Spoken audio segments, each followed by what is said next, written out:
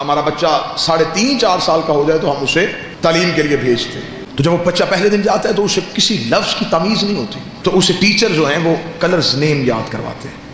ना भी बच्चा स्कूल जाए तो बच्चा घर में भी हो ना, थोड़ा बच्चे की शऊर की आंख खुले तो बच्चा रंगों की तरफ मतवज्जे होता है। रंगों के साथ पढ़ाने का तरीका सबसे पहले मेरे इस मौला ने मुतारफ करवाया। जब लोग इमाम से पढ़ने के लिए आते ना तो मौला ने फरमाया अकेले ना आया करो, घरों से बच्चों को लाया करो।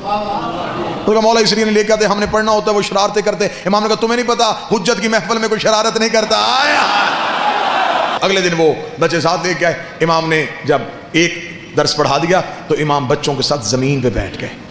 और उस दिन तारीख कहती है कि इमाम मुख्तलिफ रंगों के फल लेके आए थे।